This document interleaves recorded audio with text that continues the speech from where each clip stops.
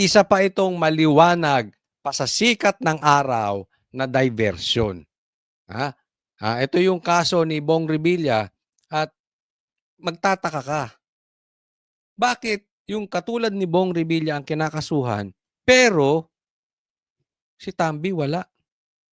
Bakit yung dating senador, ang naging problema, karamihan, nandiyan dyan sa Congress, mga congressman? Sige, pag-uusapan natin yan. Sa pagdinig ng Senate Blue Ribbon Committee nitong Nobyembre, ikinuwento ni dating DPWH Undersecretary Roberto Bernardo na isa si dating Senador Bong Revilla sa mga kumubra umano sa mga proyekto ng DPWH. Si Bernardo nga... Eto si Bernardo, wala rin to. Alam mo, magtataka ka, bakit bigla na lang state witness? Di ba? Ganyan ang plano sa kanila. Tapos, ito ay nagsoli ng pera. Doon pa lang sa pagsoli mo ng pera, guilty ka na eh. Ibig sabihin, nagnakaw ka. Ang masama nito, ang isinoli niyang pera, barya. So ikaw na yung magnanakaw, ikaw na yung umamin ng magnanakaw, ikaw pa yung magiging state witness, tapos ikaw pa yung paniniwalaan, tapos ikaw ligtas. Tapos, anong sense ng sinasabi nito? Ang itinuro niya si Bong Revilla lang, asa na si Tambaluslos, si Martin Romualdez. Ito po yung timing na timing tong pagkaso kay Bong Revilla eh. Timing na timing kasi sa Blue Ribbon magsisimula sa Lunes at itinuturo na si Tambaluslos, si Martin Romualdez. Matutumbok na yung mga amo nila. Pagkatapos si Romualdez ang ituturo, si Bongbong Marcos na. Pero ito, hindi niya tinuro si Romualdez. So, ito'y maliwanag pa sa sikat ng araw, idadivert na naman. Siyempre, gwapo, artista, galing sa artistang pamilya. At easy way out, si Bong Revilla. Dahil dati na may kaso. Malaking pangalan. Tapos ngayon, wala na sa Senado. Di ba? Doon pa lang makikita mo, perfect na tao si Bong Revilla to divert. Tatandaan po natin, anong nangyari kay Tebes? Di ba? Napatunayang hindi guilty. Pare-parehas ng senaryo yan. Ganyan din ang ginawang panggigipit kay Pastor Kibuloy. Ganyan din ang ginawang panggigipit kay PRRD. Sino ang hayahayang buhay? Di sila. Si Tambaluslos walang kaso. Niloloko tayo. Ang tanong dito, meron bang masustansya na sinabi ito? O yung mga pinagsasabi na ito para mapalayo doon sa tunay na mastermind. Diba? Kasi yung mga sinasabi nito, ang balita ko, yung sinampan niyang kaso, hindi na yun yung nasa preliminary investigation. Hindi na. At ang dinig ko pa nga dito, 4 na beses, di umano nagpapalit to ng statement. Iba na yung sinabi niya ngayon, iba na yung sinampa. Diyan pala makikita mo, may nagtuturo, may nagdidikta. At malamang-lamang yan para malayo doon sa tunay na mastermind. Araw mismo ang nag-deliver ng cash kay Revilla sa bahay nito, 125 million pesos. Naman lang may picture ka, di ba? Meron kang mga hindi puro hearsay lang, hindi puro sat-sat lang. Noong 2024 at 250 million pesos noong kampanya sa eleksyon 2025. After receipt of the 25% commitment, which were packed in 6 cardboard boxes, each containing at least 20 million, and 1 paper bag containing 5 million, I called up Senator Revilla to inform him the same is ready to be turned over to him. While the boxes were being unloaded, Senator Revilla and I talked for about 20 to 25 minutes. I asked him, Sen, bakit hindi ka nangangampanya?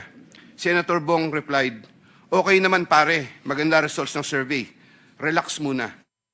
Ngayong araw, kinasuhan ng Ombudsman sa Sandigan Bayan si Revilla kaugnay ng 92.8 million pesos na ghost project sa Pandibulacan. Kapwa niya Kinasuhan sa ombudsman. Balik natin dito kasi ito bata to ng ombudsman. Bata ito nito to si Utoy. Bata ito ni Boying. Kinasuhan sa ombudsman dati. Ito yung spokesperson niya sa DOJ. No? Alam naman natin, nasa survey, panalo to si Bong Revilla. Di ba? Nadikit lang ang pangalan nitong Bong Revilla sa mga Duterte. Ang napagkakadinig ko, hindi pumirma yung anak niya for the impeachment ni Sara. So, na-identify. Ito nga, ipinalit, ang nadinig natin dito, ipinalit doon sa, wala naman sa survey, pero ipinanalo. Naalala nyo, mayroong mga kakampwet dyan na nanalo. Pero talo naman talaga. Wala sa survey, biglang nanalo. Duda pa nga ako eh. Ito'y aking opinion lang ha. Hindi talaga, panghuling pumasok si Amy, hindi dapat si Amy ang panalo doon. Si Bong Revilla dapat. Siyempre, pinalit yung kapatid. Hindi nila inaasahan na tatraydo rin sila at magsasabi ng katotohanan si Amy. So, ang napag-initan si Boying, ang napag-initan si Bong Revilla, dinaya na, trinabaho na, di umano sa eleksyon, tapos kinasuhan pa. In short, alam naman natin kung gaano kagigil ang Rimulya sa Revilla. Ito ay may connection din sa Cavite. Hindi natin maiaalis po yun. Alam natin na kahit yung pagkakatalsik ni Torre ay may kamay doon si John Vic. Ito rin. Ito sa akin lang Dahil hindi talaga mananalo ang Rimulya sa Revilla dyan sa Cavite. So, ano yan? Trinabaho to si Bong Revilla. Kaya nga sa akin, huwag tayong papayag sa kahit na pamaraan para i-divert ang issue. Ito trinay nila si Atong Ang. Pinaputok nila yung balita. Biglang inisyuhan ng warrant of arrest si Atong Ang. Diba? Bakit? Kasi nga magbu-blue ribbon na sa Lunes. Kailangan nila ng pantakip. Hindi natin alam, baka mamaya maituro yung kanilang amo si Tambalislos. Di umano. Wala silang pang-cover up ng pag-uusapan sa balita. Kasi trinay nila si Atong Ang. Ang problema, hindi bumenta. So, kailangan sila ng another cover up na balita. Ito si Bong Revilla. Siyempre, halimbawa, ako tanungin mo, gusto kong pagtakpan yung mastermind. Pipiliin ko talaga yung mga sikat na senador at kung sikat na senador, lalong-lalo na kung artista. Kasi kahit hindi politically involved na tao, kilala yung artista. Diba? So easy target talaga si Bong Revilla. Pero hindi tayo dapat nagpapaloko sa mga animal dyan. Kahit na hindi tayo papayag na madadivert. Kasi it is public knowledge. It's safe to say that it is public knowledge na alam na ng taong bayan kung sino ang mastermind. Sinasabi na bakit palayo tayo ng palayo? Ombudsman sa Sandigan Bayan si Revilla kaugnay ng 92.8 million pesos na ghost project sa Pandibulacan. Kapwa niya akusado ang 6 na dating opisyal ng DPWH, kabilang sina Bulacan 1st District Engineers Bryce Hernandez at JP Mendoza. Sabi ng Ombudsman, nagsabuatan sila Revilla at mga taga DPWH para ilaban Yung mga state witness nyo, yung mga yung mga witnesses nyo, puro palpak. Taas ang pondong pampagawa ng flood control project sa Purok 5 Barangay Bunsuran, pero walang naitayong proyekto roon. Despite the absence of any actual construction, the respondents declared the project completed. Thereafter, to facilitate the release of the entire project cost, the respondents are found to have falsified accomplishment reports, issued fraudulent billing documents, and endorsed disbursement vouchers. Sabi Nino ni Bernardo, sabi Nino, ng mga magnanakaw din. Ako ginagamit ko lang yung term na magnanakaw kahit na para kasi madali lang intindihin, okay? Hindi kasi baka sabihin, hindi pa naman proven na yung sinasabi mo magnanakaw nga sila. Pero sila mismo eh. Sila mismo inamin na nila. Kaya nga sila nagsosoli ng pera eh. Dahil nangurap sila. So ano yung mga pinagsasabi mo, Utoy? Sino nagsabi niyan? Yung magnanakaw din? Sino nasa matinong kaisipan na siyempre, alang ilaglag mo sarili mo. Natural, magtuturo ka. Kahit sino ituturo mo. Kung kaya mo ituro ang Duterte, ituturo mo ang Duterte. Same, itong si Boying at saka to si Claire, same. Isipin mo to si Claire, maipasok ko lang. Sinasabi niya na bakit siya ang dinimanda ni Libiste, anong koneksyon at sino ang tao sa likod ni Libiste, bakit ako pinatatahimik? Anak ng teteng. Diyan pa lang sa pasintabi, diyan pa lang sa introduction ni Claire, pupunta na naman tayo sa Duterte. Ganyan. Of course, magnanakaw eh. Ituturo niya kang sino-sino. Ituturo niya kahit si Lapu-Lapu, kahit si Magellan, basta mailigtas yung sarili. Di ba? Ito, bigla ang naging state witness. Ang balita din dyan, di umano, magre-recant na yan ng sinabi. Di ba si Alcantara medyo nag-iiba na tono? Pag hindi siya ginawang state witness, i-recant niya yung mga sinabi niya. So, ginawang state witness, panindigan nyo na yan. Yan na yan, ituro niya. Tapos na tayo. Okay? Okay? Tambalos-los. Okay ka na dyan. Mark, safe. Di ba? Hiling ng ombudsman sa Sandigan Bayan maglabas agad ng hold departure order at warrant of arrest laban sa mga akusado. For the case of malversation, the prosecution recommended no bail. That said, if and when warrants of arrest are issued by the court, the respondents will have to be detained pending trial. Bigat, no? Yan pa ang gusto nila, no bail. So, normal, yan ang pag-uusapan ng tao. Diba? Hahatiin, yan. O kasi nadidikit nga si Bong Revilla sa Duterte na, parang ganun.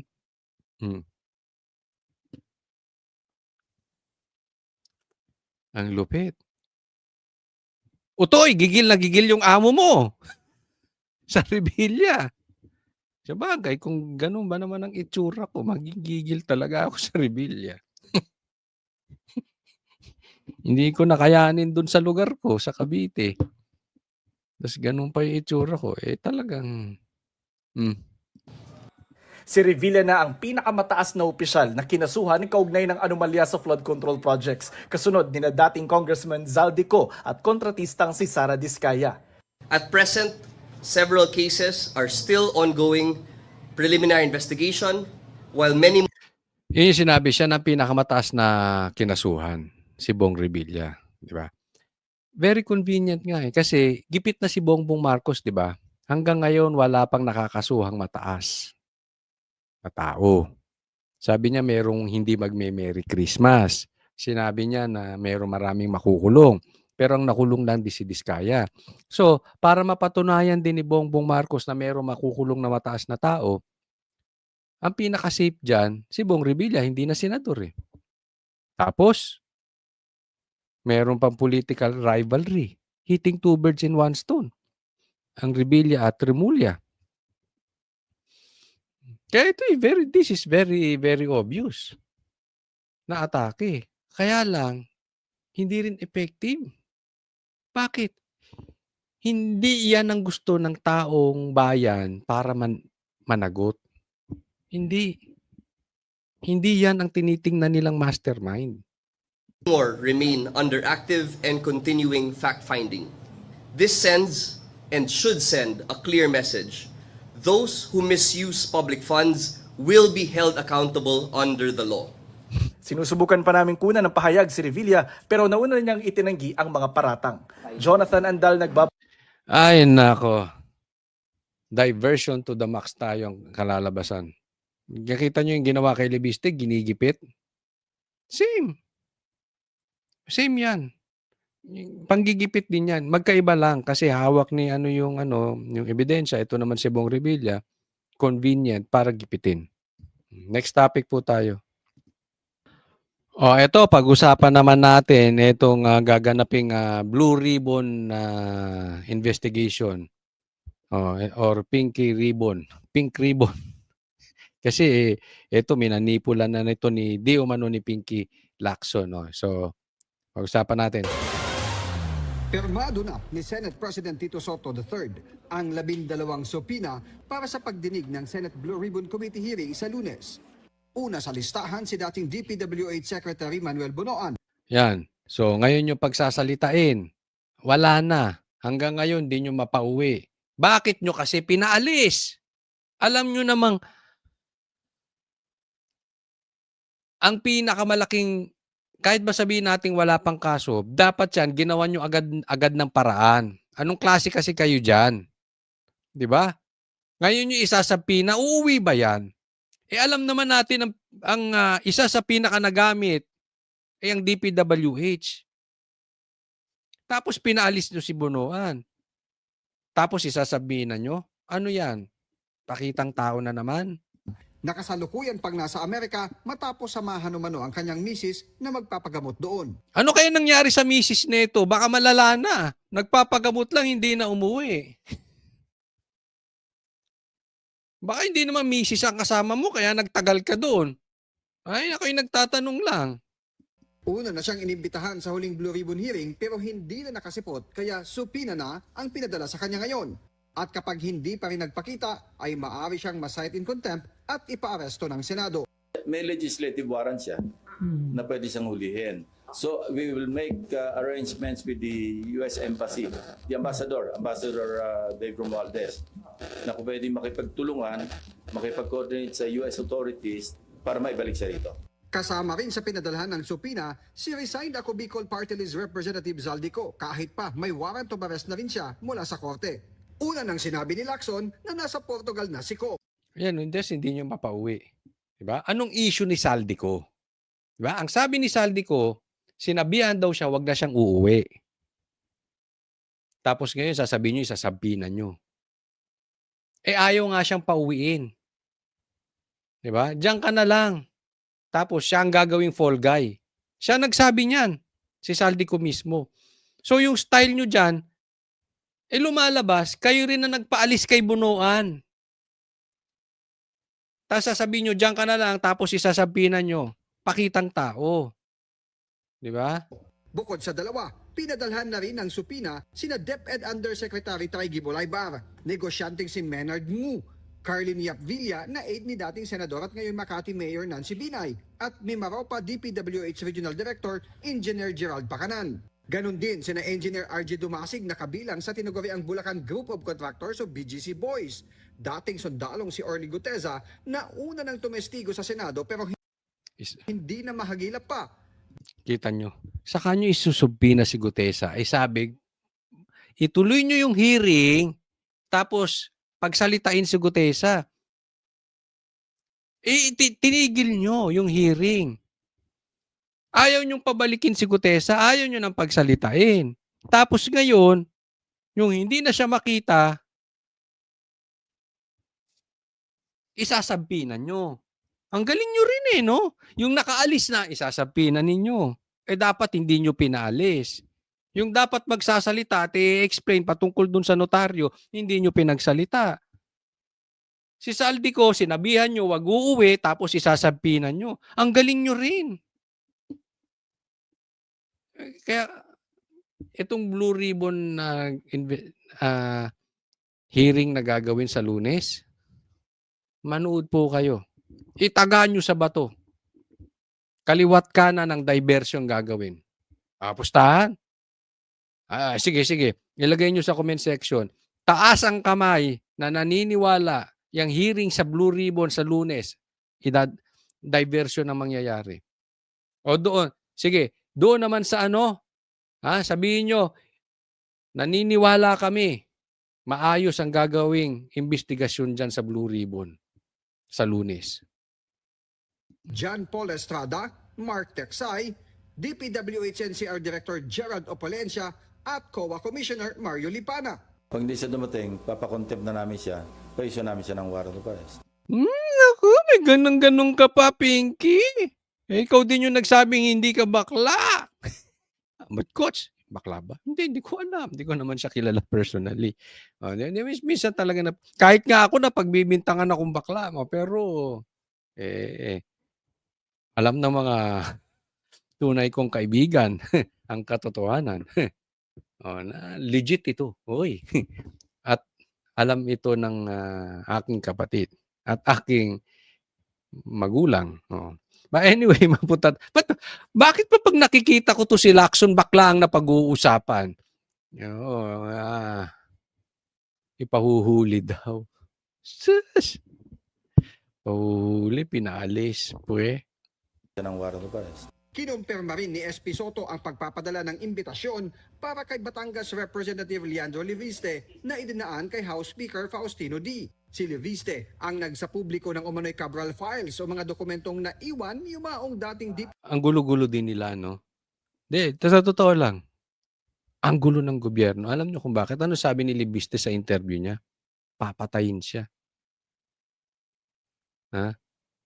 Pag pumunta siya sa Blue Ribbon, siyempre, isisiwalat niya ron. At maraming pangalan na malalaglag. So, ina-advisean siya. Kaya nga umiiyak na yung nanay niya. Isa ka pang fake news, Ping Lacson. Hindi siya ang umiiyak. Ang umiiyak yung nanay niya. Yan yung sabi ni Leviste. Anyway, pag pumunta raw siya, baka may hindi magandang mangyari sa kanya. So, in short, iimbestigahin niya, pinapupunta nyo, iimbitahin ninyo, tapos, may mananakot sa kanya. So, anong ibig sabihin? Lumalabas, parang nag-imbita ka ng tao na ayaw nyo naman pumunta. Ganun kasimple. Hindi, lukuhan yan. Diba? Pero, kung papatayin nyo naman siya, yung USB, na ikalat na niya. Alam niya na yung system. Malay nyo! Hawak ng Banateros yung USB. hindi namin hawak. Baka mami hindi niya binigay sa amin. Baka binigay niya kay kay Sir Jack. Nalagay pa sa alanganin si Sir Jack. Tuloy po. PWH Undersecretary Maria Catalina Cabral. Para sa agenda. Okay, next topic po tayo. So kanina napag-uusapan natin yung mga gaganaping investigasyon dyan sa Blue Ribbon, tapos yung hawak na Cabral Files nitong si Leviste. So patungkol lahat po to sa flood control. Diba? Skandal. Ngayon, pag-usapan naman natin tong ICI na di umano sila yung matinong nag-iimbestiga patungkol sa mga magnanakaw. Pasok. Well, it depends on how much work they still have left. Nakadepende sa natitirang trabaho ang magiging kapalaran ng Independent Commission for Infrastructure o ICI. Ito ang pahayag ni Pangulong Ferdinand Marcos Jr. sa gitna ng usap-usapang posibleng pagbuwag sa independent body. Bubuwagin na. Di umano yung ICI. Ilang kritiko na rin ang kumuwestiyon sa kakayahan ng ICI na mag-imbestiga sa flood control projects dahil iisa na lamang ang miyembro nito sa katauhan mismo ng chairperson nito na si dating Justice Andres Reyes Jr. Tinawag pang ICI, iisa lang ang member, pambihis. Daig mo pa kulto. Mag-isa ka lang. Ano ba ginagawa mo dyan? Lumayas ka na. Hindi, eto seriously Kasi, alam mo yung ginagawa ng ICI, parang wala namang power. Hindi binigyan ng budget ng Pangulo. So, sa madaling salita, hinog sa pilit. Si Bongbong Marcos mahilig sa ganyan. Alam mo ang tawag namin sa taong ganyan? Intro boys. Alam niyo yung bandang Intro Boys? Huh, yung kapanahunan ko yun. Intro Boys. Puro intro. Walang yung Bongbong Marcos. Nag-intro ka na mag-iimbestiga, gumawa ka ng taga-imbestiga, pero ngayon, iisa na lang. Tapos, bubuwagin mo na, wala pang na-accomplish. Anak ng teteng. Hindi ba kakahiya yan? Bongbong, you have no leadership. Diyan pa lang kita na. Ang hilig mong magsimula ng hindi mo kayang tapusin. Huwag mong gagawin yan. It's too big. It's too big. The problem is too big. Ha? Huwag kang magsisimula ng hindi mo kayang tapusin. Pambihira. Delikado yung ganyang gawain. Ayon kay Pangulong Marcos, posibleng maglabas siya ng desisyon sa magiging estado ng Independent Commission for Infrastructure sa oras na matapos ang trabaho nito, partikular na ang pag-iimbestiga sa flood control projects anomaly. Matapos na yung trabaho nila, we will see what they can do next. But they really are coming to the end. Lahat ng kailangan imbestigahan na nila. Maybe there are one or two other loose ends that they have to clear up. So sabi, patapos na sila. No? At kung naimbestigahan na nila yung mga dapat maimbestigahan, meron na lang siguro silang isa o dalawa na hindi pa nila na naayos at pagdudugtong-dugtongin na lang. Ang tanga!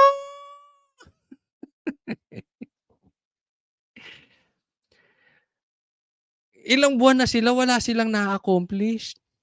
Pag-uusapan ba kung i-abolish, bubuwagin mo na yan? Iisa na lang ang member. Wala pang naayos. Ano lang dinaanan ng ICI? Pumunta dyan si Tambi, nag-executive session. Hindi nalaman ng publiko. Nagpunta dyan si Sandro, yung anak mo, executive session din, hindi rin nalaman ng publiko. May na-accomplish? Wala. May naimbestigahan? Wala. Kayo-kayo lang nagkakaalaman, walang nadinig yung taong bayan. Parang lumabas yung ICI, ang trinabaho lang yan, magpaimbestiga, yung mga sangkot na mastermind na kamag-anak mo, pinsan mo at anak mo, ng executive session para lumabas silang malinis, tapos na. 'Di ba? Kalukuhan. Isipin mo, bubuwagin na yan nang wala pang na-accomplish. Same thing sa'yo, Bongbong Marcos. Matatapos na termino mo, wala ka pang na-accomplish. Baka mamaya mapabilis ka pa. Ha? Huwag naman sana madulas ka dyan. Nako, pambihira. Pag nadulas ka dyan, mataas-taas yan. May kalalagyan ka dyan. Kaya huwag kang masyadong magpaka-high. Ha? Huwag kang masyadong magpaka-high kasi pagka ikaw masyadong high at ikaw lumagakpak, masakit. So huwag kang magpaka-high, huwag kang magpaka-over high. Yung sinasabi, tinutukoy ko yung hagdan, ha? Huwag kang masyadong akyat na mataas, baka malaglag ka. Kasi pag super high ka, sobrang high ka, malaglag ka, delikado. Oh. So, in short, wala ka pang na-accomplish sa Pilipinas, puro pasakit sa ulo, pasakit sa puso ang ginawa mo sa Pilipinas, aalis ka na. Bagay, kung gusto mo umalis ka na. Wala ka rin pakinabang. Kasi yung ICI, tanggapin natin, masakit man sa katotohanan, wala din namang pakinabang. Wala pa ring desisyon si Pangulong Marcos kung magtatalaga ng kapalit ni na dating Commissioners Rogelio Singson at Rosana Fajardo na mga Sino gustong pumalit? Kahit ako, hindi ako papalit dyan. Maiimbestigahan mo, tapos didiktahan nyo ako. Tapos walang budget. Utang. May utang pa raw itong mga to, di ba? 40,000 kay Mayor Magalong, isipin mo yung panggagastos ko sa investigasyon galing pa sa bulsa ko. Pambihira niyan. Nagbitiw sa pwesto. Ayon sa Pangulo, kung natapos na niya ang trabaho ng ICI, dapat nakatutok na ang lahat sa magiging aksyon ng Department of Justice. Huwag mong sabihin bubuwagin mo pag natapos na ang trabaho ng ICI. Kasi hindi mo na bubuwagin yan forever. Walang matatapos na trabaho ICI. Buwagin mo na. Kasi wala ring silbi. Huwag yung bubuwagin mo pag natapos ang trabaho. At Office of the Ombudsman sa mga isinasangkot sa anomalya. That we haven't really decided on that yet. Depends again, it all depends on the work that ICI still has in front of it. Pag kailangan pa, then we will. But if the work is done, May ng klaseng leader to. Indecisive. kung naibigay na lahat ng information sa DOJ at saka sa Ombudsman, then the focus now of the investigation will go to the DOJ and the Ombudsman. Ito ang sagot ng Pangulo sa ambush interview matapos niyang pangunahan ang inaugurasyon. Ay nako. Next topic na po tayo. Wag na yan. Ito po, balikan natin si Libiste. Maganda kasi ito dahil dito makikita natin na meron na talagang pagpaplano sa buhay niya dahil talagang grabe ang hawak nitong ebidensya at hindi lang patungkol sa flood control. Huwag nyo akong patayin. Dahil kung papatayin nyo ako, lalabas ang buong katotohanan ng mga ginawa ninyo sa DPWH. Mangiyak-ngiyak na siya. Oh. There are really threats to me right now. Dahil baka noon hindi alam ng iba ang ibang hawak ko maliban sa Cabral Files. Ang lumabas na sa media ay tip of the iceberg ko lamang. Kung ilabas ko lahat ng mga files na hawak ko, maiintindihan ng taong bayan bakit higit pa sa lahat ng ibang mga target, ako ang pangunahing target ng iba't ibang mga personalidad sa nakaraang mga araw at linggo. Alam nyo, naiintindihan naman ng taong bayan ikaw eh. Sa katunayan, sabi ko nga kahit grade 2 maiintindihan eh. Yung meron kang lalabas ka ng listahan ng magnanakaw tapos babanatan ka. Eh doon pa lang kita na natin sino itong mga sindikato na involved sa magnanakaw. Obvious yun. Kitang-kita yun. Maliwanag yun. Kahit grade 2 ka, paano kung grade 5 ka na? Paano kung matanda ka na?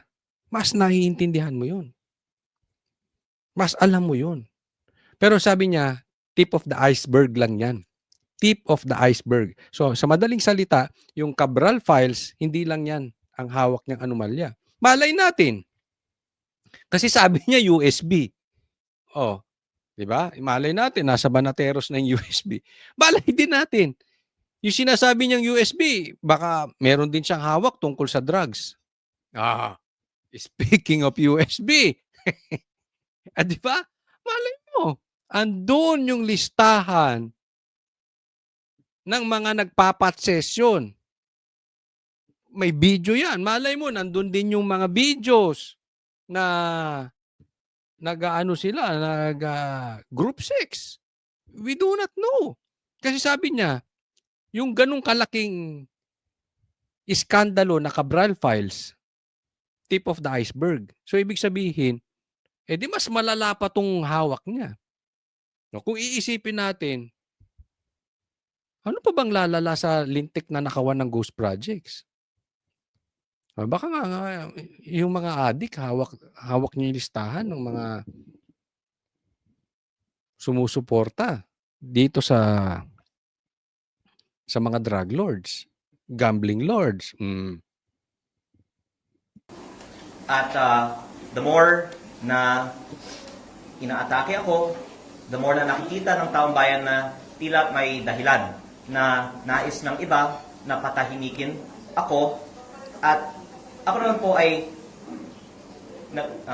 nakikinig sa payo ni Senator Ping Lacson na wag bara-bara. Wag! Wag! Huwag kang makikinig do'n, huwag kang makikinig do'n kay Pinky. Naku, iba ang ano no'n, iba ang, laman loob niyan si Pinky. Sige lang, bara-bara labas mo. Kasi ayaw niyang magsasalita ka, baka mamaya tamaan yung kaibigan niya. O baka mamaya nasa listahan siya, hindi natin alam. O baka mamaya, may video ka na nasa ano siya. Para sa akin, I don't agree. Kung ang magpapayo sa'yo si Pinky lang, wag na uy, wag na uy. Sabi nga niya, hindi ako bakla, hindi ako bakla, hindi ako bakla. Kaya yung mga hawak kong ebidensya, higit pa sa Cabral Files, ay hindi ko inilalabas. Pero ang taong bayan na mismo ang pwedeng makakita na tila may dahilan na napakaraming mga personalidad ay umaatake sa akin. Kung ako naman po ay walang hawak na damaging evidence, siguro marami naman pong ibang atakehin nila na lang. O No, 'di ba? Ganun lang 'yun eh. If you're nobody, 'di ba? Eto mailihis ko lang ng konti ang sitwasyon. 'Di ba? Anong reliyon ang talagang inaatake ngayon? 'Di ba sa Nigeria inaatake ang mga Christians. Ito maihantulan, hintulan, maiko-compare, maiko-compare natin na kung wala naman talagang saysay yung hawak ni Lebiste, ba't siya pag-iinitan, 'di ba? Do'n pa lang kitang-kita mo na eh. Eh, yung sinabi etong sinabi niya na hawak niya Cabral Files, nailagay sa liwanag ang taong bayan. Alam mo yung merong nagtatago sa dilim na liwanagan? Kita mo agad sino yung magnanakaw, 'di ba? Nung sinabi niya na hawak niya Cabral Files, kita mo na sino yung magnanakaw or protector ng magnanakaw kasi nagsilabasan.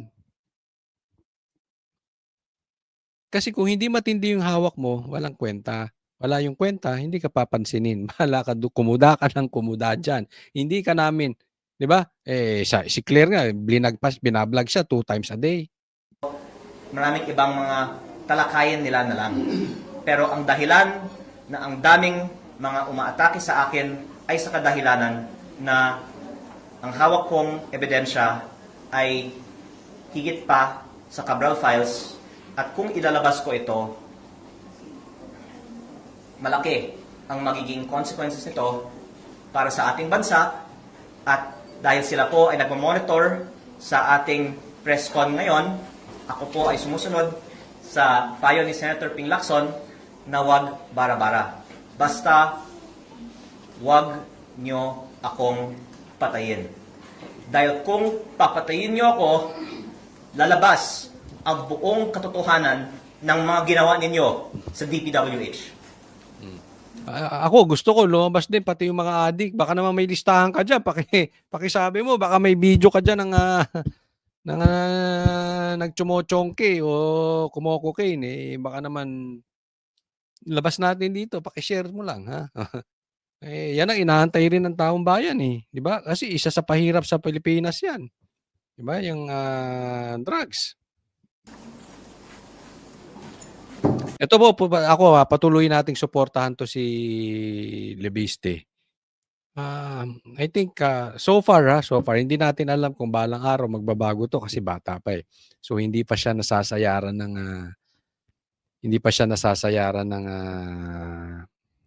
trapo. Hindi pa siya nasasayaran ng dungis ng sistema ng politika, no? But so far so good. Posible 'tong maging who knows, 'di ba? Magiging presidente 'to someday. We need this kind. Isipin mo sa ganyang bata, babangga ka. Buo ang loob nito. Alam mo nakita ko 'to para mai-share ko lang sa inyo. Kasi nga na-interview namin siya, no? If you will look at him, parang simpleng tao, simple person na idealistic, ayaw sa mali.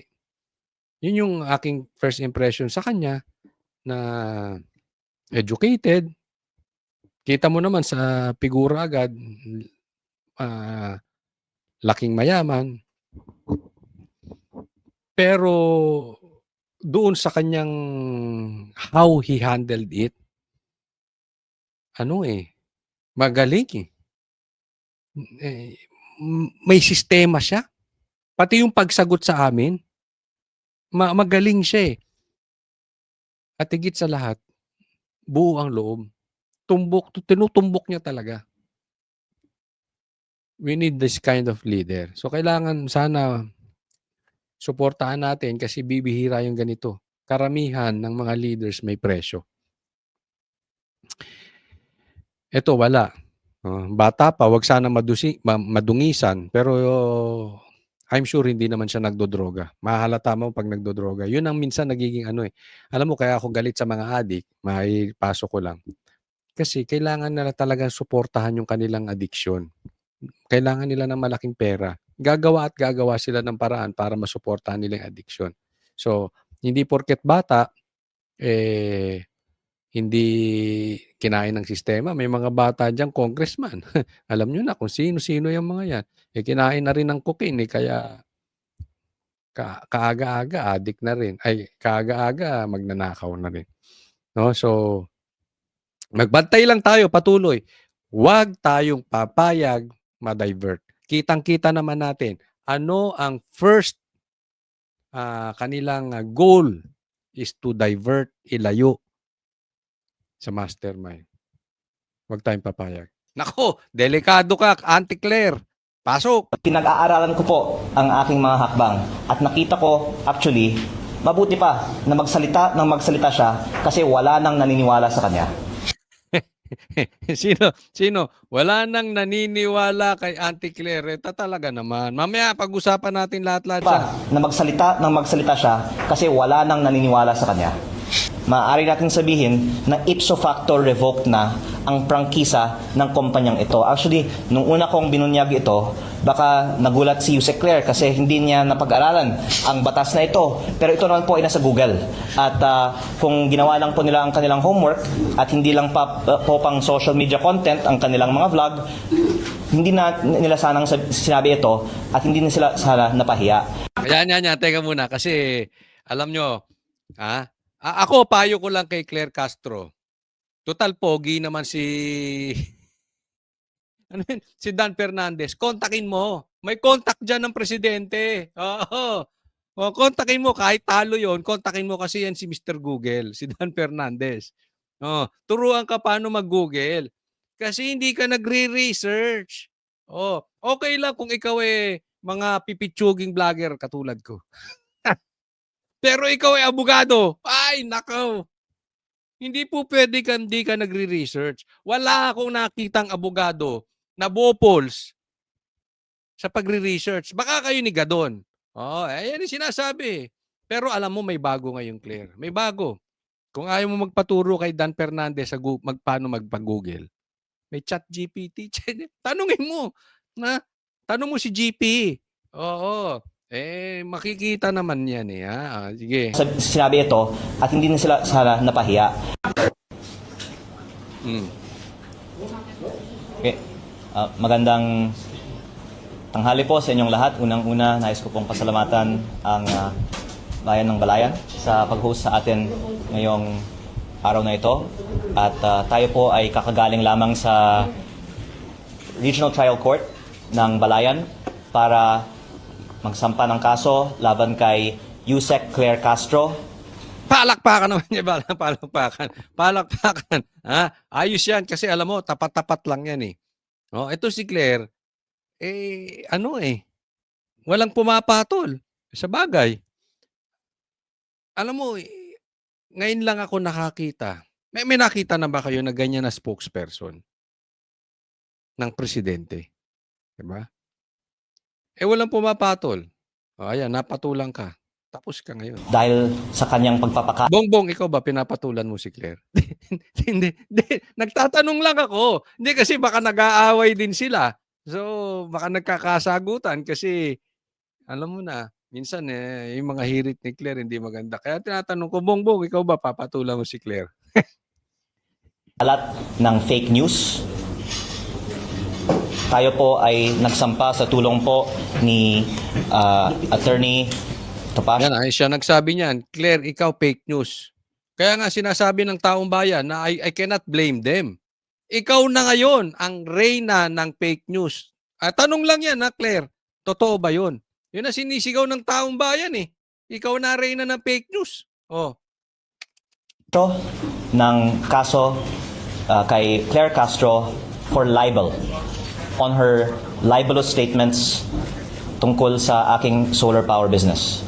Uulitin ko lang po, nagsampa po ako ng libel case kay Yusek Claire Castro para sa 110 million pesos in damages plus attorney's fees.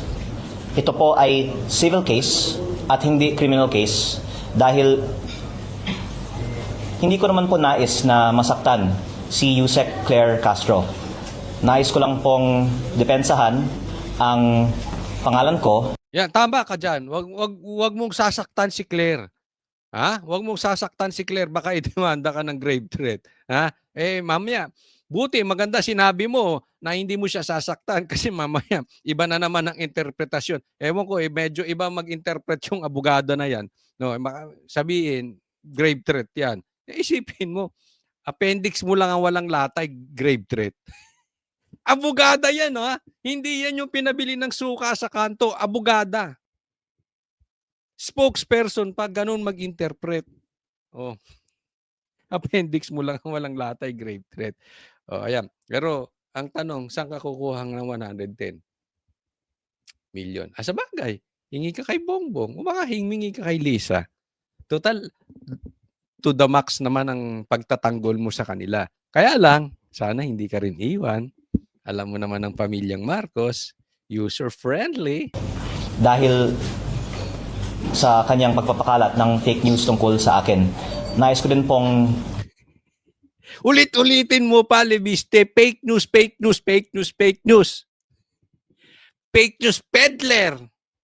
Claire Castro, siya may sabi nun, ha? linawin na hindi po natin kalaban ang administrasyon at si Yusek Claire Castro lang po ang ating kinasuhan. Pero ayon po sa advice ng ating lawyer, si Attorney Topacio, si Yusek Claire Castro ay pwedeng kasuhan din ng cyber libel. Kasuhan mo na. Kasuhan na. Pero ang isa pang tanong dyan, kung magtagumpay ito, saan ka kukuha ng 110 million? Malalaman natin kung iiwanan kanyang amo mo. Yung amo mong adik, di umano. O criminal case, pero dahil ayaw natin masaktan si Yusek Claire Castro, 110 million pesos in damages na lang po ang sinampahan po natin sa kanya at ayaw natin siyang makulong pa. At pag-aaralan natin po ang ating mga susunod na mga hakbang pa sa kanya at sa ibang mga nagpapakalat ng fake news tungkol sa iba't ibang mga issue na nakikita naman po ng taong bayan ay nagpapalihis lang ng usapan mula sa tunay na issue ng korupsyon sa DPWH dahil si Yusek Claire Castro po kasi ay nagsimula ng kanyang mga vlog episodes tungkol sa akin, baka mga 15 na po ang kanyang mga episodes tungkol sa akin, tungkol sa kung ano-anong mga issue. Nung una, tungkol sa Cabral Files, tapos yung prangkisa na sinabi niyang binenta ko na hindi ko naman binenta. Fake news, fake news. Tapos yung ibang mga kontrata sa DOE na hindi naman na po sa akin. At kagabi nga po, hindi lang isa, dalawa ang kanyang episodes sa kanyang vlog tungkol sa akin. Ay, kumikitang kabuhayan si Auntie Claire. Hindi. Alam mo kasi guest namin to nung nakaraang linggo. Pogi. Pogi ito. Pogi ito. Hindi ko alam, baka crush ni Claire. Baka crush. Ano yan? Pogi ito, maputi na bata. No, medyo lamang ng mga 10 paligo sa akin. Hindi, bata ito eh, bata. Akalain mo naman. 15 vlog na pala ang ginawa kay Lebiste. Tapos kagabi lang, 2. Pambira. Kumikitang kabahayan. Ha? Masarap bang gatasan si Lebiste?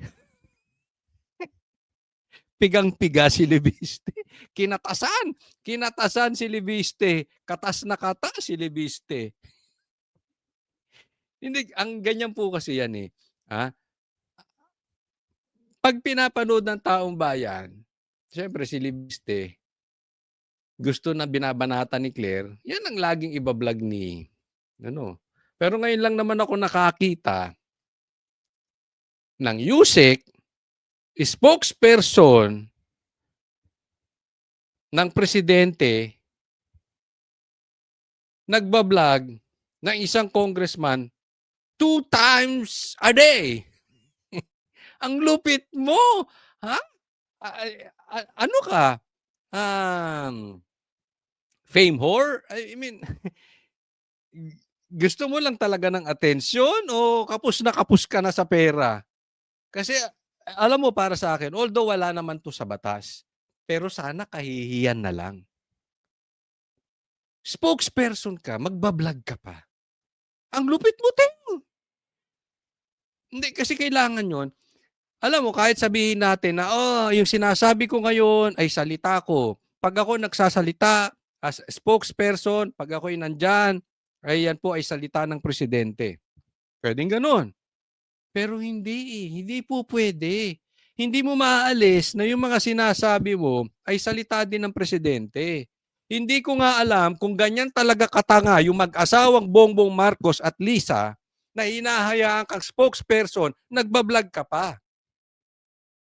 Or, gusto talaga nila. Dahil,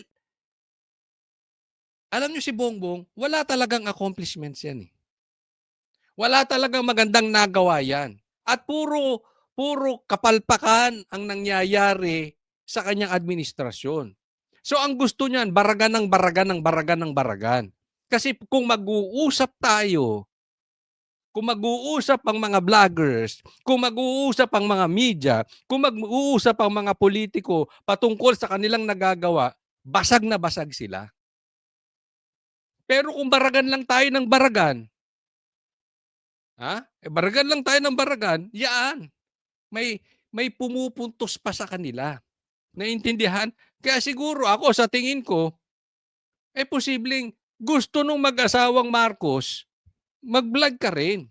Kasi sino ba naman sabihin mo, itigil mo na yan. Spokesperson ka eh. Nagbablog ka pa. Anong dating neto? Kasi importante po itong maintindihan natin.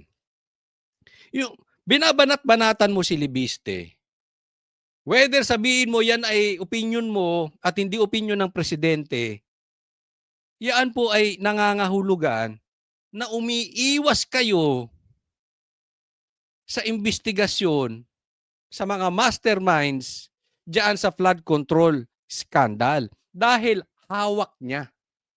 Hawak niyang ebidensya kung sino ang mga magnanakaw. Pasimplihin na natin. Sino yung mga buhaya, sino yung mga magnanakaw, at sino yung nagpapahirap sa mga Pilipino. Tapos isang spokesperson, babanat-banatan mo 2 times a day. 15 times mo nang binablog si Lebiste. Trolling na po ang tawag dyan. Yun na po ang tawag namin dyan. So anong ibig sabihin nun? Umiiwas. Whether directly or indirectly, yan ang titingnan ng tao. Umiiwas kayo na isiwalat niya kung sino yung magnanakaw diyan sa flood control scandal.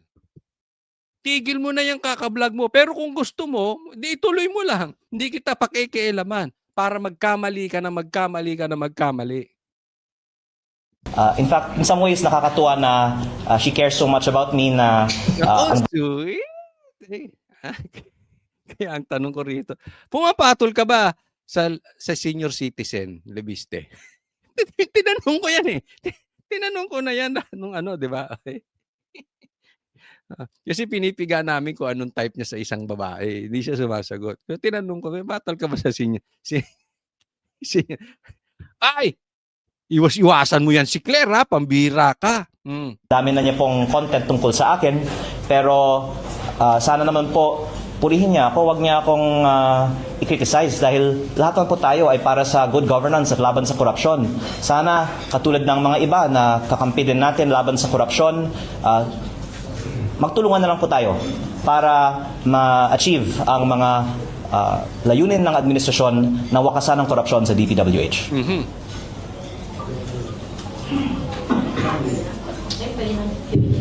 Pwede na po. Talkback. Talkback na daw sabi ng Gen Alpha eh. Okay, Congressman, Gary Pacifico po sa 102.3 FM, ito po sa Batangas. So, ito po bang mga parang fishing expedition sa pag-uungkat ng mga issue laban sa iyo?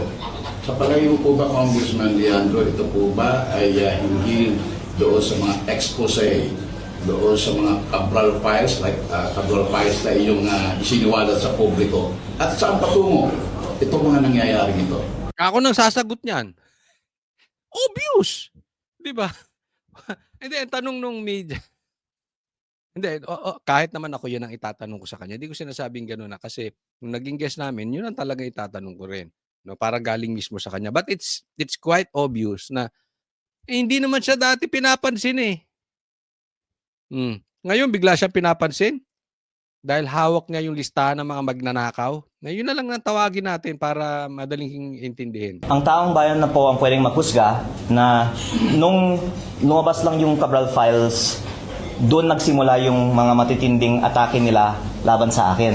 Exactly. At si Yusek Claire Castro ang pinaka high profile na example nito dahil sa dami nga niya po ng mga vlog episodes tungkol sa akin matapos lamang kong nabanggit na ako po ay in possession ng mga Cabral files. At ang isang dahilan actually na hindi ko naman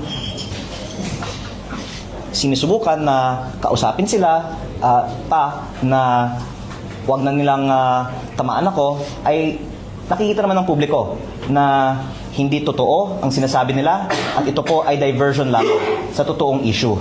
At hindi po ako ang nadi-discredit nila. Dinidiscredit nila ang sarili nila. Kaya pinag-aaralan ko po ang aking mga hakbang at nakita Kasi ganito simple. Kaya sabi niya, dinidiscredit lang nila yung sarili nila. Halimbawa, sabihin ko sa inyo, hawak ko ang listahan ng mga adik. Hawak ko ang listahan ng mga adik na mga nasa gobyerno. Tapos biglang aatakihin ako nito. Hindi ba obvious? Kasi halimbawa ako presidente, hindi ako adik. Sasabihin ko, sige, labas mo yan. Gusto ko yan lista. Ako ombudsman. Hindi ako adik. Sige, ilabas mo yan. Gusto ko yan. Ako spokesperson. Gusto ko ilabas mo yan. Tara na. Halimbawa, ako ang mayor ng Davao City. Ay, gusto ko ilabas mo yan. Matatakot ka lang naman doon sa listahan niya kung adik ka. Yun halimbawa. Ito kung ikaw lang naman nagnakaw o isa sa kaibigan mo ang nagnakaw or pinoprotektahan mo yung kaibigan mong nagnakaw, talagang babanatan mo yan si Obvious di ba? Silibiste. actually, mabuti pa na magsalita siya kasi wala nang naniniwala sa kanya. Ayan, ito, paliwanag ko lang maiksian. Alam nyo sa katotohanan, yung mga sinasabi ni Claire, wala na talagang naniniwala. Meron siguro yung mga panatiko na talagang galit sa Duterte. May mga ganyan mga panatikong galit sa Duterte dahil meron silang kamag-anak na adik, naapektuhan ng kanilang pamumuhay dahil may buhay silang pang-adik or yung iba komunista. Meron po talagang crowd na ayaw lang sa Duterte. So, yan lang yung mga naniniwala. Pero alam nyo yung salita ni Claire is the same as yung salita ni Bongbong Marcos. Yung mga promises ni Bongbong Marcos at salita ni Claire, wala nang naniniwala. meron silang cult following na lang talaga. Kakaunti na lang yan. Dahil lang, syempre, ito yung mga kakampuet, and at the same time na ayaw makaupo o makabalik sa pwesto ang Duterte. Kaya sabi niya, magsalita na lang magsalita yan dahil walang naniniwala eh. Diba? Nakakarinig kayo ng mga pangako ni Bongbong Marcos. The more na nakakatawa. Alam mo, minsan, ito hindi po ako naging vlogger or naging sinakyan niya mga vlogs nitong si FLM. Alam niyo yung vlogger na yon. Tapos maraming vlogger kumita ron dahil sinakyan nila na sinakyan niya. Hindi yun ang issue ko. Ang issue ko dito is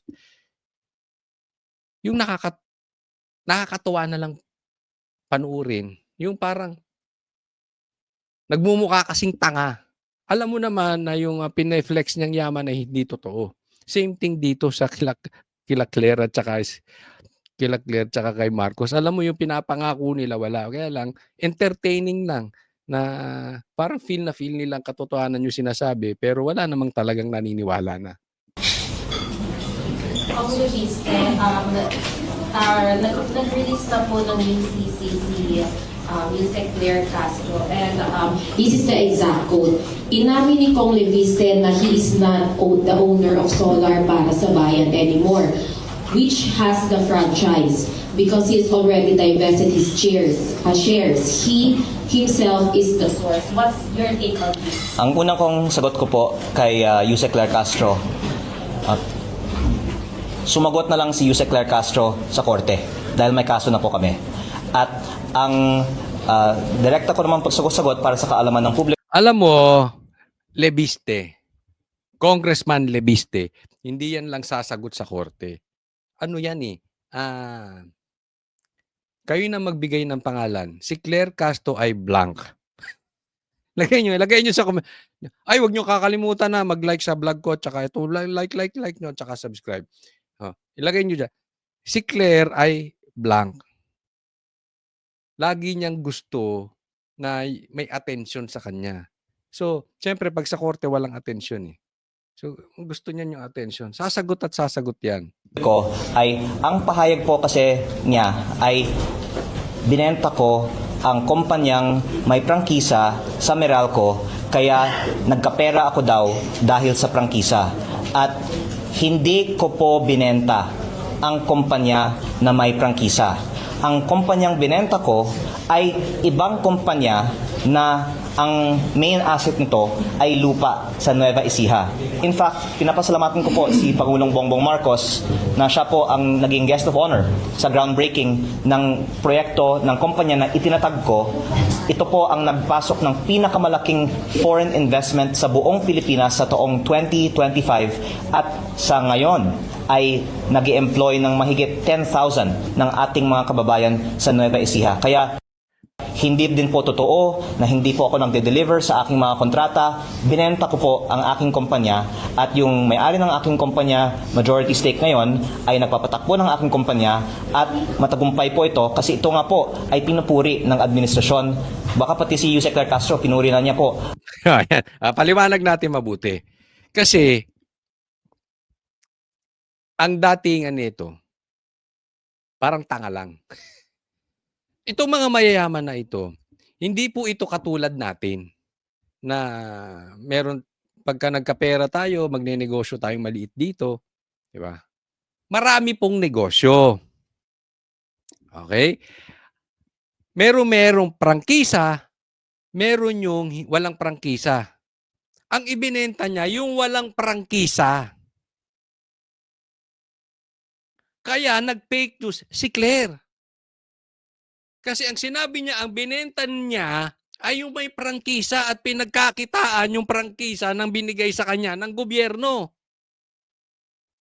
In the first place, walang pera ng gobyerno doon. Dahil ito, sadyang mayayaman ito. Hindi nakuha sa kurakot. So, ang dami nilang issue. Pero, to cut the long story short, ang binenta niya sa Nueva Ecija na walang connection sa kuryente, walang connection sa power, walang connection sa solar, dahil about sa lupa. Nagigets? Ang masama nito, pumutak ng pumutak, si Boying. Pinick up. Pinick up ni Claire. Di siya ngayon ang na-fake news. Ang inirereklamo ni Claire, mamaya pag-uusapan natin. No? Pero, kukunin din natin yung side ni Claire, mamaya lang. Pero kasi, dapat, hindi lang pick up ng pick up. Dapat nagre-research din. Di ba? Lalong-lalo na, spokesperson ka ng presidente, abogada ka. Napaka unlikely na isang abogado ganyan yung pag-augali. Ang proyekto ng kumpanya na binenta ko. Kaya pero ang point po dito is parang naliligaw si Yusek Claire Castro sa daming mga kumpanya ko kasi yung alegasyon niya, binenta ko yung kumpanya na may prangkisa, yung binenta ko hindi yung kumpanya na may prangkisa. Yung kumpanya na may prangkisa naman, ito po ang nasabi ko ng status. Ito po ay inaprubahan sa 2019. At may dalawa pong probisyon ang prangkisa. Una, para mag-operate, kailangan ng implementing rules and regulations. Pwede pong tignan ang batas na ito mismo. At ang DOE po ang dapat maglabas nito at walang inilabas na IRR ang DOE. Pangalawa, ang franchise na nakalagay naman na kung hindi mag-ooperate for 2 years, ito po ay ipso facto revoked. Ano, attorney, ang ibig sabihin ng ipso facto revoked? By its very fact, automatically. Okay. So, tumigil po ang operation ng kumpanya sa 2022 dahil hindi pa nabigyan siya ng mga permits to operate. Kaya, within 2 years of that, maaari natin sabihin na ipso facto revoked na ang prangkisa ng kumpanyang ito. Actually, nung una kong binunyag ito, baka nagulat si Yusek Claire kasi hindi niya napag-aralan ang batas na ito. Pero ito naman po ay nasa Google. At kung ginawa lang po nila ang kanilang homework at hindi lang po pang social media content ang kanilang mga vlog, hindi na nila sanang sinabi ito at hindi na sila sana napahiya. Yan. Papaliwanag natin mabuti. Pangalawang fake news. Kasi ang sinasabi dito, papasimplihin ko, no, kasi medyo legal terms yung mga ginamit. Ang pinapaliwanag niya dito, merong prangkisa na na-applyan noong 2019. Pero itong DOE dapat ay a-approvean yung IRR. Okay? Pero hindi na-approvean yung IRR at hindi tumakbo yung kumpanya, automatically, yun ang paliwanag yan yung sinabi ni Attorney Topacio, automatically, wala na. So, ibig sabihin, in short, in 2021, since hindi na tumakbo yung prangkisa, hindi nakapag-release ng DOE ng IRR, canceled na. Nakukuha po natin. So, nag-fake news si Boying dito. Kasi si Boying ang una nagpalabas nito eh. So, meron na tayong hari at reyna ng fake news. Kayo ang bagay, hindi si Libiste.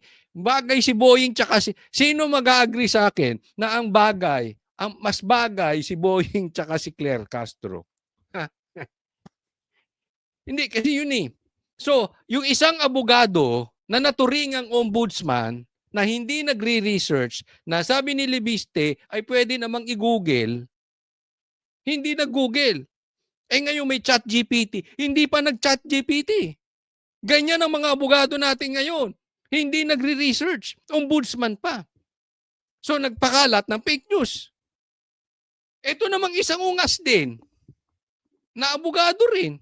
Pinick up yung fake news ng isa pang abogado. Anong nangyayari sa mga abogado natin? Congratulations nga pala, ha? Yung mga abogadong pumasa ngayon. Parang awa nyo na, wag nyo nang gayahin yung mga abogado na mga nakikita nyo sa politiko ngayon. Parang hindi na gumagamit ng utak, hindi na nagre-research. Kayo na ang pag-asa ng taong bayan. Ha? Isang ka nakakita ng ombudsman, papakalat ng fake news, di umano. Tapos pipick upin pa ng abogado. Abogado na spokesperson, yung fake news. Ang bira. Magagalit si Gadon yan. Sasabihin sa inyo, mga bobo! Mga bobo kayo, mga ano kayo, animal. Ha? Nako. But anyway,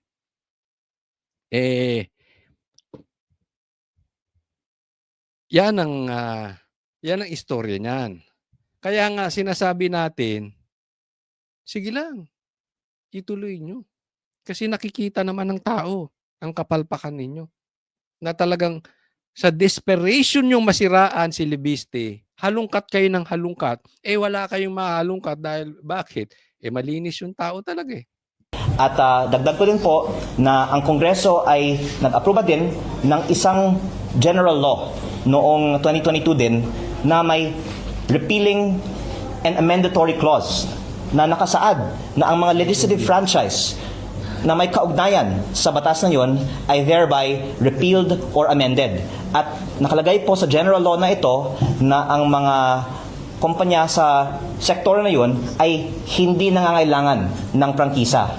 Ang kinalabasan po ng batas na yon ay walang saysay, wala ng visa ang prangkisa na ibinigay sa kumpanya ko noong 2019. Kaya sa maraming mga dahilan, wala nang prangkisa ang kumpanyang ito at wala na rin naapektuhan sa bagay na ito dahil mula 2022 may bago ng batas ang Pilipinas tungkol sa sektor ng kumpanyang ito. Yan. So, may bagong batas. Ang problema kasi mga matatandang abogado to mga. Hindi ko iniinsulto yung mga matatandang abogado dahil yung tatay ko matanda na rin eh. Of course.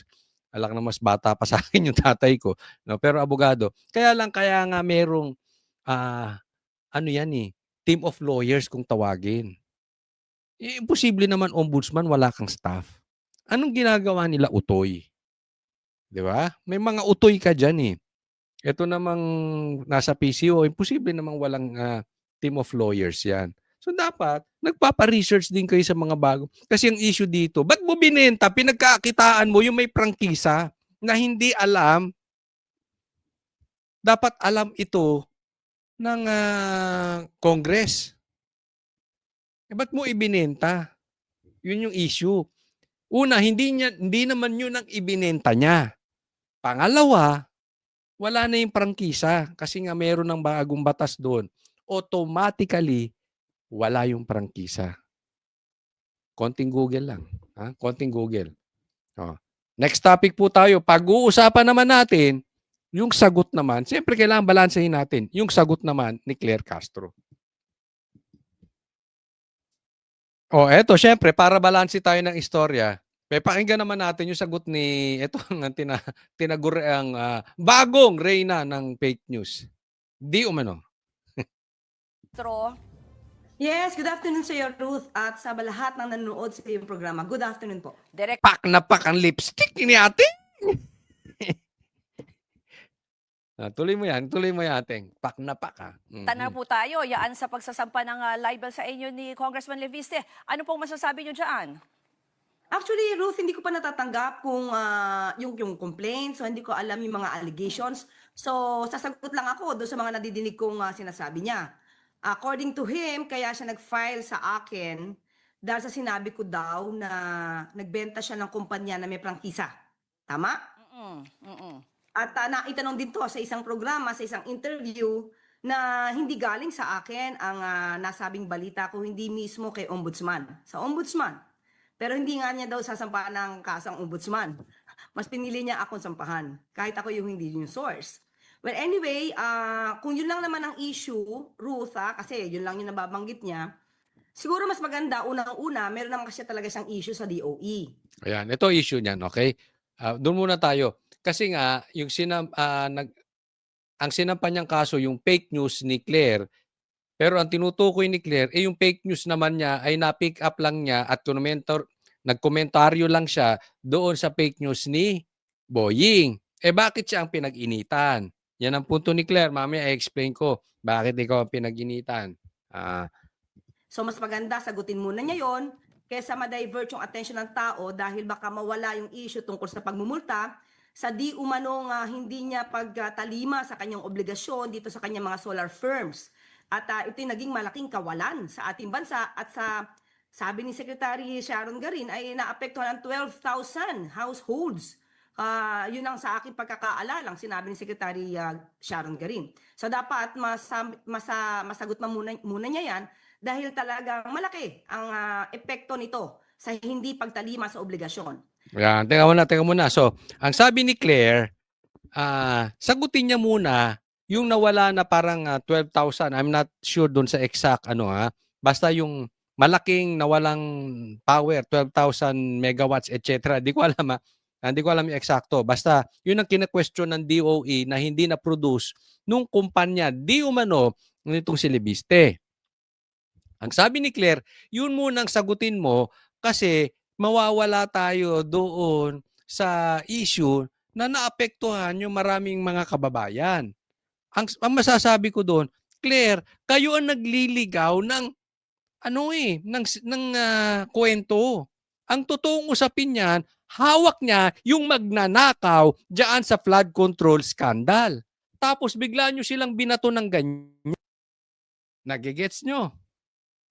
Nung bigla nyong binato, nung dinimanda ka, ang sasabihin mo sa kanya, siya ang nagda-divert. Huwag mong i-divert yung issue, Leviste. Parang ganun ang sinasabi ni. Huwag mong i-divert, sagutin mo. Nagigets nyo po? Sagutin nyo yung tungkol dyan sa DOE. Baligtad, kayo ang nagda-divert. Ngayon, para sagutin yung issue na yan, hindi na nga siya dyan parte niyan. At hindi po yan yung ibinenta niya. Naintindihan? Na-explain na po natin yan kanina eh. Kaya nga parang talaga pong ito si Claire, ligaw na ligaw. Ha? Hindi, iba na po itong, hindi na siya parte ng kumpanyang iyan. Ito may prangkisa na patungkol doon sa power. Okay? Now, patungkol sa sinasabi niya na sinabi ko daw na hindi naman siya nagbenta daw siya ng kumpanya na may prangkisa. Hindi din sa akin galing yon. Mismong siya ang nagsasabi sa isang interview nung tinanong siya kung ano ang estado ng solar para sa bayan na siyang may prangkisa. Sinabi niya na hindi na siya ang may-ari at tinanong siya kung ito ba'y na-divest niya. Sinabi niya, oo, nag-divest siya. So hindi sa akin galing na nag-divest siya ng property or rather ng kumpanya na may prangkisa, kung hindi galing mismo sa kanya. Na makikita naman yan sa mga interviews niya. Ang issue nga dito, na-divest, okay? Bakit sa kanya mo sinisingil yung kakulangan na 12,000 na yung power na yun, hindi na nga sa kanya yun. Na-divest niya na.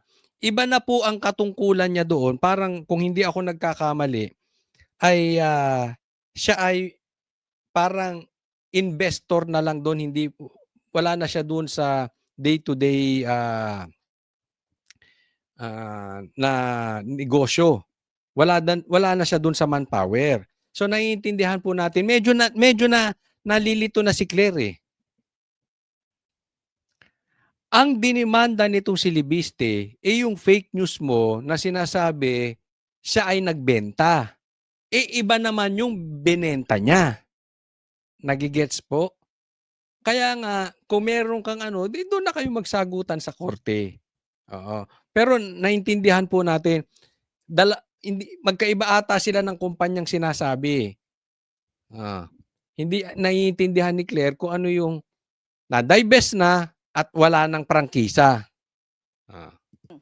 Yung medyo pinanood ko nga rin po briefly yung kanyang briefing eh. Kasi ang sinasabi niya kasi, parang nagkamali daw po kayo sa anyway, masalimuot po yung mga kumpanya, no? Ang sinasabi niya lang po, tila nagkamali daw kayo, hindi daw kayo nag-research doon sa pagtukoy sa kanyang kumpanya na binenta, na hindi naman daw po niya binenta yung merong franchise. Parang ganun yung paliwanag niya, parang iba exactly, yung yan tinutukoy na kumpanya.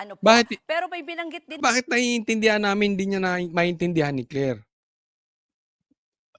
Abogado ta. Kasi siya, I mean, if you're just looking at yung mga companies na sinasabi niya, no? Pero ang sinasabi niya rin po ay tila kasi yung mga ganitong mga pahayag niyo daw, nililihis lang daw yung tunay na issue tungkol dun sa usapin po ng korupsyon sa gobyerno. Ruth, hindi naman sa atin nanggaling yung issue na to. Nagsimula ito kay Ombudsman sa kanyang programa. Doon nag-start ito. At ang sabi nga niya, di ba, hindi dapat lang nape-flip ang pag-aari, lalo na kung may prangkisa. At ito din naman, Wala ngang prangkisa. Ang kulit eh. Wala nang prangkisa eh. Ang sasabi niya, hindi galing kay Ombudsman. Alam mo, isa mo ring pagkakamali. Yan yung binanggit ko na rin kanina. Ang ingay po kasi. Di ba? Ang daldal mo eh. Ikaw ba naman, i-vlog mo siya 15 times. I-vlog mo siya 2 times a day.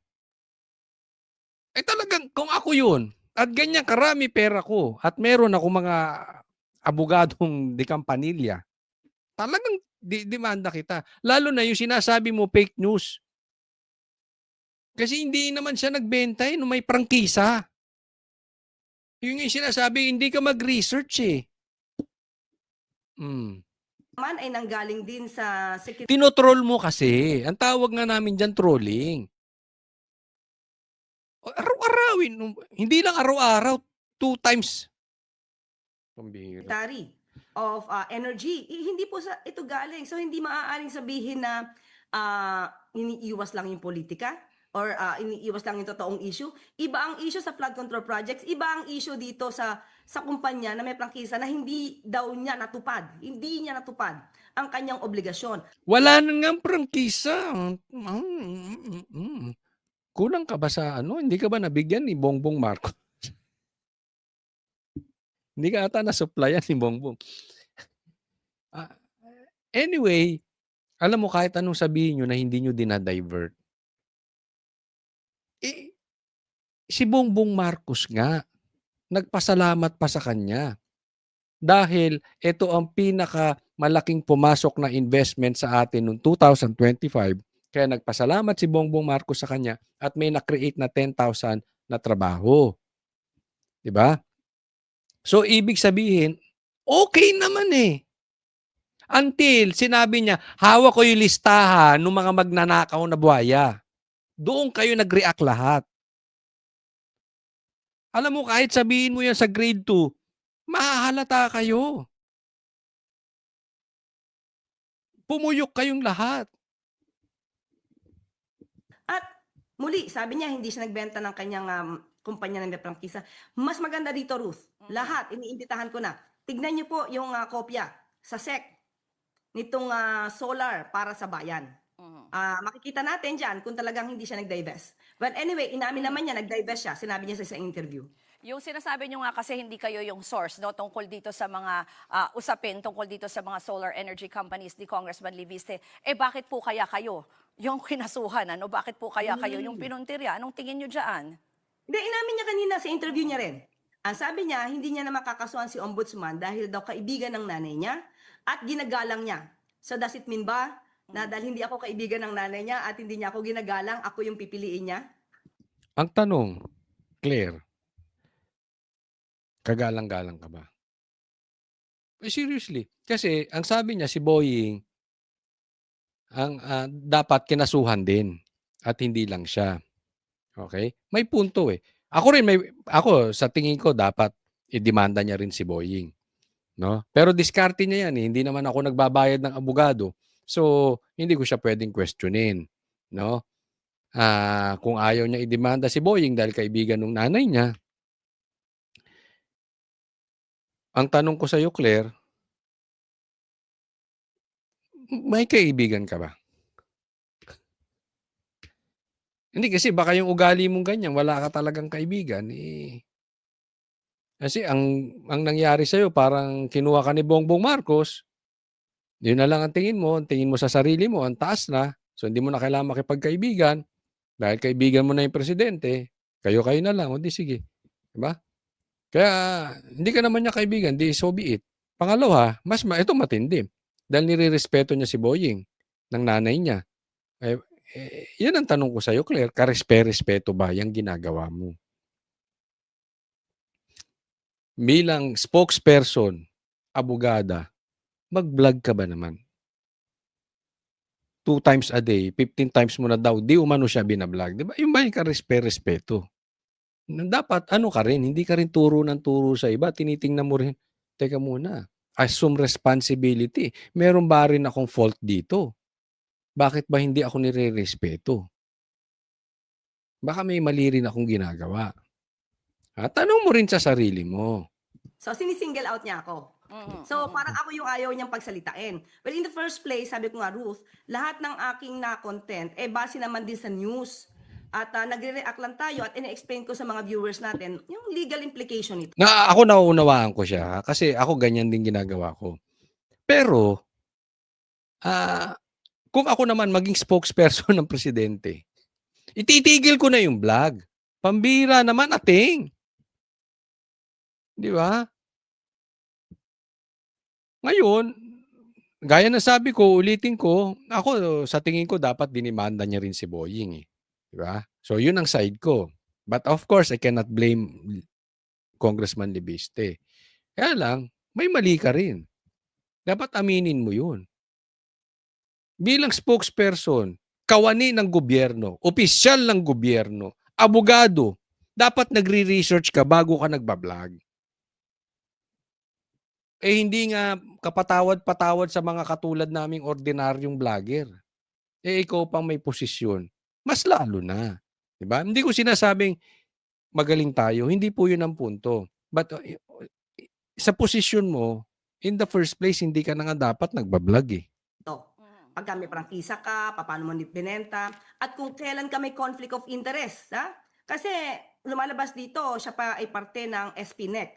And I believe, hindi tayo magkakamali dyan, ang SPNEC ay also still engaging, no? And transacting with the government. So, ang tanong dyan, may conflict of interest ba siya being a congressman and still owns 18% dun sa SPNEC? No, I mean, it is a legal question. Maraming salamat po. Huwag pong kakalimutan. I-like po itong video na ito. At sa mga hindi pa po natin subscriber, sana po mag-subscribe po kayo. God bless everyone.